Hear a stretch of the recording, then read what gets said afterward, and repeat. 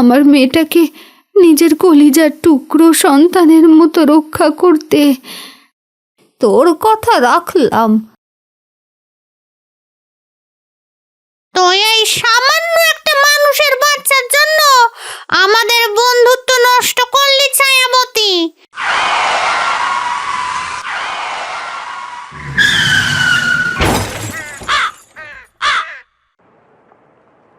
শ্মশানের এক কোণে জরাজীর্ণ একটি বট গাছ।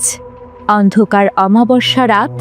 ছায়াবতী শাকচুন্নি বট গাছের ডালে পা ওপরে আর মাথা নিচে দিয়ে ঝুলে আছে। তার দীর্ঘ সাদা চুলগুলো বাতাসে সাপের মতো কিলবিল করছে। হঠাৎ সে বিরক্তিতে নাক কুঁচকে বলল, শ্মশানে এই মরা পোড়ানো উৎকট গন্ধে বনের ফ্রেশ বাতাসও যেন পচে গেল। চারিদিকে শুধু মানুষের গা পোড়ানো নোনা গন্ধ আর গন্ধ। এই মানুষেরা কেউ জঙ্গল কাটছে, কেউ শ্মশান দখল করছে, আবার প্রতিনিয়ত জন্ম দিচ্ছে নতুন নতুন আপদ। এরা মরেও শান্তি দেয় না, আর বেঁচে থেকেও না। উফ, কি যে অসহ্য অবস্থা। হঠাৎ তখন একটি শিশুর তীক্ষ্ণ আর্তনাদ ভেসে আসে। ছায়াবতী রাগে দাঁত খিচিয়ে সোজা হয়ে বসে বলে, এই যে আবার শুরু হলো। কোন পাপিষ্ঠ মনে হয় আজ মাঝরাতে ইয়াপদটাকে জন্ম দিয়ে এখানে ফেলে রেখে গেছে। এই মানুষকে আমার সহ্য হয় না, তার উপর এখন এই কচি বাচ্চা চেঁচানি। চল ছায়াবতী, এখনই ওর একটা হিল্লে করে আসি। হয় ওকে পুকুরের শ্যাওলার নিচে চুবিয়ে মারবো, না হয় জ্যান্ত পুঁতে ফেলবো। এই আপদটাকে আর চিরতরে শান্ত করব আমি। এদিকে পিচ ঢালা রাস্তার পাশে এক নারী রক্তাক্ত অবস্থায় পড়ে আছে। পাশে একটি শিশু কাঁদছে। এমন সময় ছায়াবতী তার বিভৎস রূপে সেখানে উদয় হয়। কে কে এখানে? একটু আমার সামনে এসো না গো। আমি যে আর বাঁচবো না। আমার মেয়েটা, ও যে বড় একা, ওকে কেউ বাঁচাও। মহিলাটির এই কথা শুনে ছায়াবতী শাকচুন্নি তখন বলে ওঠে, তোর কি মরণ ভয় নেই রে নারী? তুই জানিস আমি কে? আমি এই শ্মশানের পিশাচী ছায়াবতী। কোনো মানুষের মায়া আমি বুঝি না। তোর এই কচি মেয়েটার কচি হাড়গুলো চিবিয়ে খেতে আমার খুবই ভালো লাগবে, তাই আমি এসেছি ওকে খেতে। তুই আমাকে কেন ডাকছিস বল? আমি জানি না তুমি কে। তুমি ডাইনি হও বা পিশাচী, তাতে আমার কোনো ভয় নেই। মরণ পথের যাত্রী আমি। আমার কাছে এখন সব সমান। আমি তো একজন মা, আর তুমিও তো একজন নারী। আমাকে একটা কথা দাও না, এটা আমার শেষ মিনতি। তুমি আমার মেয়েটাকে দেখে রাখবে। তুমি পিশাচী হতে পারো, কিন্তু তুমি তো একজন নারী। পিশাচী তুমিই পারবে আমার মেয়েটাকে নিজের কলিজার টুকরো সন্তানের মতো রক্ষা করতে। এসব কথা বলতে বলতে সেই আহত নারীর হাত নিথর হয়ে যায়। ছায়াবতী তখন স্তব্ধ হয়ে দাঁড়িয়ে থাকে। হায় হায়, এটা কি হলো? তুই তো চলে গেলি রে অভাগী, কিন্তু এক শাকচুন্নিকে এমন মায়ার জালে আটকে দিয়ে গেলি কেন? যা কাটানোর মন্ত্র আমি জানি না। আমি পিশাচ হলেও তোকে কথা দিলাম, তোর মেয়েকে আমি রক্ষা করব। আর পিশাচিরা কথা দিলে তা সহজে ভাঙে না। আজ থেকে এই মানুষের বাচ্চা আমার জিম্মায় রইল। এরপর ছায়াবতী শিশুটিকে কোলে নিতেই সে তার চুল নিয়ে খেলা শুরু করে। কি রে খুকি, আমাকে ভয় পাচ্ছিস না তুই? তোর মা তো আমাকে দেখে ভয় কুঁকড়ে মরে গেল, আর তুই কি না আমার এই পচা চুল নিয়ে খেলছিস? তুই কি জানিস তুই কার কোলে আছিস এখন? আমি শাকচুন্নি। আমাকে দেখে সবাই ভয় পায়, আর তুই ভয় পাস না।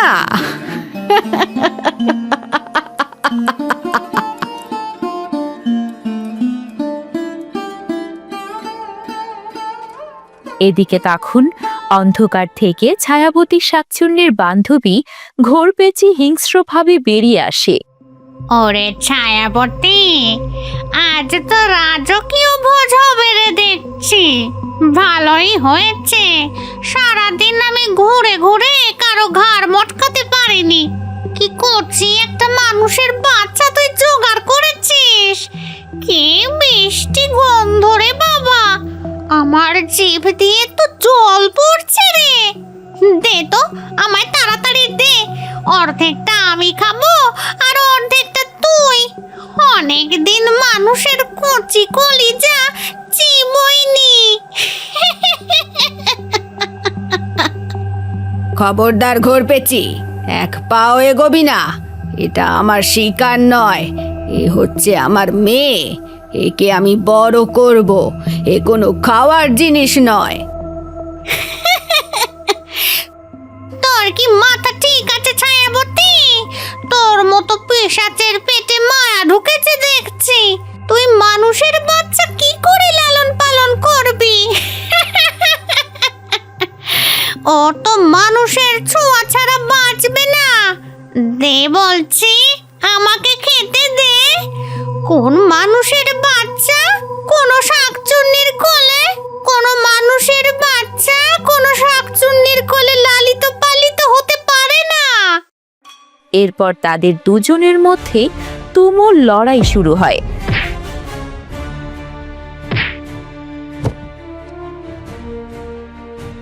তুই এই সামান্য একটা মানুষের বাচ্চার জন্য আমাদের বন্ধুত্ব নষ্ট করলি ছায়াবতী। মনে রাখিস ছায়াবতী, বাঘের ঘরে হরিণের বাসা কোনোদিন টেকেনি, টিকবেও না। এই মেয়ে যখন বড় হবে তখন সে তোকে মা বলে ডাকবে না, ঘৃণায় তোর মুখে থুতু দেবে। আর এই মানুষের বাচ্চাটাই তোকে একদিন জ্যান্ত পুড়িয়ে মারবে। দেখে নিস আমার কথা। এরপর ঘোরপেঁচি ধোঁয়ার মতো মিলিয়ে যাওয়ার পর চারপাশটা নিস্তব্ধ হয়ে যায়। শুধু বনের ঝিঝি পোকার ডাক শোনা যায়। ছায়াবতী হাঁপাচ্ছে। সে কিছুক্ষণ ঘোরপেঁচির ফেলে দেওয়া অভিশাপের কথাগুলো ভেবে হতভম্ব হয়ে দাঁড়িয়ে থাকে। ঘৃণা? তুই আমাকে ঘৃণা করবি রে খুকি? মানুষের রক্তে তো বেঈমানি থাকে, সেটা তো আমি জানি। কিন্তু এই যে তুই আমার পচা আঙুলটা তোর কচি হাত দিয়ে জাপটে ধরে আছিস, এটা কি শুধু অভিনয়? এরপর শিশুটির দিকে তাকাতেই দেখা যায় তার ঘুমের চোখ মুছে এসেছে, কিন্তু তার মুখে এক অদ্ভুত প্রশান্তির হাসি।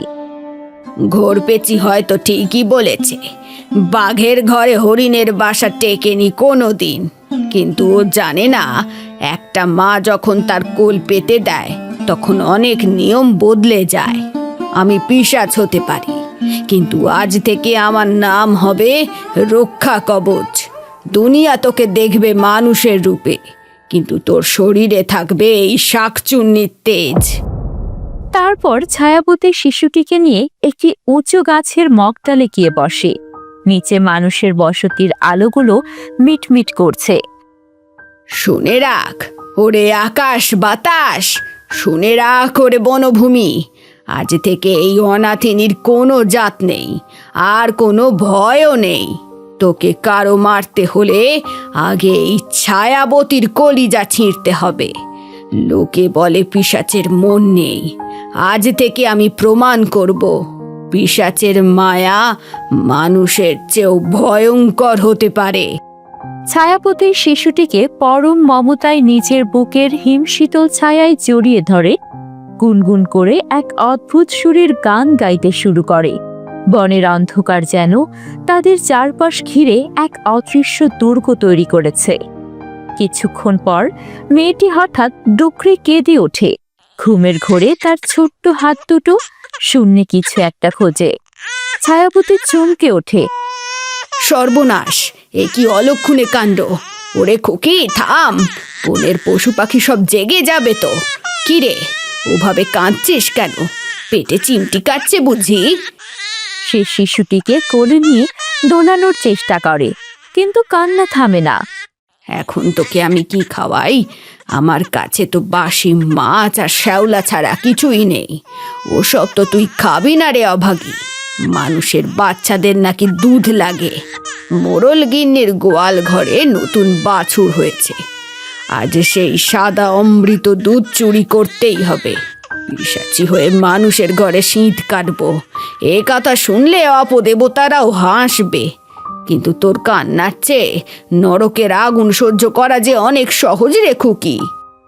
ছায়াবতী ঝড়ের বেগে অন্ধকারের মধ্য দিয়ে গ্রামে হানা দেয় এবং মাটির ভার ভর্তি করে দুধ চুরি করে নিয়ে আসে।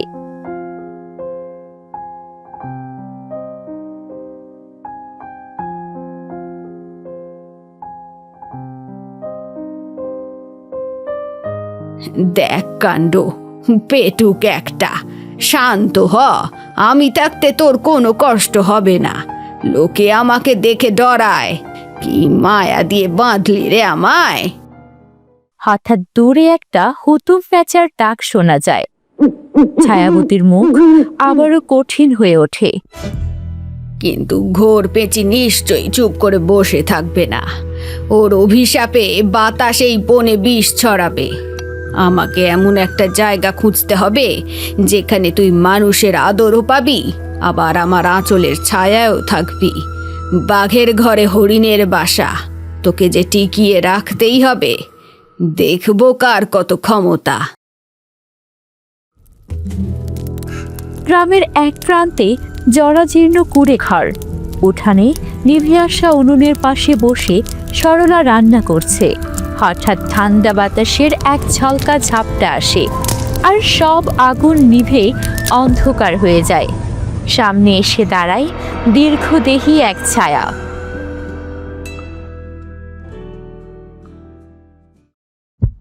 কে কে ওখানে? ওরে বাপরে, হায় ভগবান! তুমি তো সেই শ্মশানের ছায়াবতী শাকচুন্নি। আমার ভিটেতে কি করছো? আমাকে কি মারতে এসেছো নাকি? দোহাই তোমার, এই বুড়িকে মেরো না। ভয় পাবেন না মা, ভয় পাবেন না। আমি রক্ত খেতে আসিনি, জান নিতেও আসিনি। আজ এক পিশাচি আপনার কাছে ভিক্ষে চাইতে এসেছে। এ কি মানুষের বাচ্চা? কোথা থেকে পেলি একে? পিশাচের হাতে মানুষের বাচ্চা, এ তো অপয়া লক্ষণ। অপয়া নয় মা, ও আমার মেয়ে। কিন্তু আমি অভাগী, ওকে মানুষের আদর দেওয়ার সাধ্য আমার নেই। আমার ছোঁয়ায় ওর শরীর হিম হয়ে যায়, আমার রক্ত ওকে বিষ দিতে পারে। আপনি তো একা, আপনার কোল তো শূন্য। এই খুকিকে আপনি নিজের কাছে রাখুন, একে রোদে জলে মানুষের মতো মানুষ করুন। কিন্তু লোকে জানলে আমায় সমাচ্যুত করবে রে ছায়াবতী। শাকচুন্নির পালিত বাচ্চা আমি ঘরে রাখবো কি করে? আর খাবই বা কি? লোকলজ্জার ভয় আপনাকে পেতে হবে না মা। আমি কাল থেকে এই ভিটে পাহারা দেব। বনের সেরা ফল আর গ্রামের সেরা চাল ডাল আপনার দুয়ারে পৌঁছে দেব। কেউ যদি এই খুকির দিকে কুনজরে তাকায়, তবে তার ঘাড় মটকাতে এই ছায়াবতীর এক পলক সময় লাগবে না। শুধু কথা দিন মা, আপনি এই শাকচুন্নির চোখের জল রক্ষা করবেন, একে মা বলে ডাকতে শেখাবেন। কি মায়া করা মুখ রে মা! ঠিক আছে ছায়াবতী, তোর কথা রাখলাম। তুই কি এখনো শ্মশানে ফিরবি? হ্যাঁ, শ্মশান তো আমার রক্তে মা। কিন্তু আজ থেকে এই ভিটের কাছে শ্যাওলা ধরা বট গাছটাই হবে আমার ডেরা। আমি মানুষের ধরা ছোঁয়ার বাইরে থাকবো ঠিকই, কিন্তু ওর প্রতিটি নিঃশ্বাসে আমি পাহারা দেব। সরলা বুড়ির ঘরে প্রদীপ জ্বালিয়েছেন। শিশুটি তার কোলে শুয়ে মিটমিট করে তাকাচ্ছে। বড় শান্ত মেয়ে তোর, কিন্তু ওর পরিচয় কি দেব? নাম কি রাখবো ওর? ওর নাম এমন কিছু হোক যা ওকে এই নিষ্ঠুর পৃথিবীর কথা মনে করিয়ে দেবে। ওর মা মাঝপথে ওকে একা রেখে চলে গেল। রক্তের সম্পর্কের কেউ রইল না। ওর কপালে জন্মের আগেই অনেক হাহাকার লেখা হয়ে গেছে মা। তাই আজ থেকে এই খুকির নাম হোক দুঃখী। লোকে জানবে ও দুঃখের মেয়ে, তাই ওর দিকে কেউ হাত বাড়ানোর আগে দুবার ভাববে। দুঃখী? এমন নাম রাখিস না বাছা, শুনতে বড় কষ্ট হয়। কষ্টই তোর শক্তি হবে মা।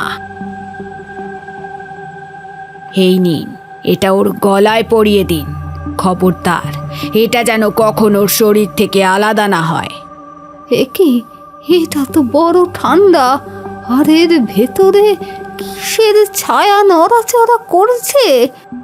ওটা শ্মশানের হার, আর আমার 1000 বছরের তটস্থ মায়া দিয়ে তৈরি রক্ষা কবচ। কোনো অশুভ শক্তি, কোনো ঘোর পেচি কিংবা কোনো পিশাচের নজর ওর উপর পড়বে না। মানুষ ওকে দেখতে পাবে সাধারণ মেয়ে হিসেবে, কিন্তু ওই লকেট ওকে আগলে রাখবে আগুনের মতো। কেউ জানবে না এটা শ্মশানের শক্তি। সবাই ভাববে এটা ওর গলার অলংকার। আচ্ছা, তুই কি সবসময় এভাবে ওর কাছ থেকে দূরেই থাকবি? তাহলে ও তোকে মা বলে ডাকবে কি করে? আমি ওর ছায়া মা। আলো থাকলে যেমন ছায়া থাকে, ও থাকলেও আমি থাকব। ও বড় হবে আপনার আদরে, আর সুরক্ষিত থাকবে আমার ত্রাসে। এই দুঃখেই একদিন এই বোনের ভাগ্য বদলে দেবে। দুঃখী লকেট কি পারবে ঘোরপেচির অভিশাপ রুখে দিতে? মানুষের সংসারে কিভাবে বেড়ে উঠবে এক শাকচুন্নির পালিত কন্যা? বাঘের ঘরে হরিণের বাসা কি শেষ পর্যন্ত টিকবে? বন্ধুরা, এই রোমহর্ষক গল্পের পরবর্তী অধ্যায় বা দ্বিতীয় পর্ব যদি আপনারা দেখতে চান, তবে এখনই কমেন্টস করে আপনাদের মতামত জানান। আপনাদের উৎসাহ পেলেই আমরা নিয়ে আসব দুঃখীর বড় হয়ে ওঠার এক ভয়ঙ্কর সুন্দর যাত্রা। আজকের মতো এখানেই বিদায়। সাথে থাকুন, পাশে থাকুন, আর মনে রাখবেন, অন্ধকার সব সময় খারাপ হয় না।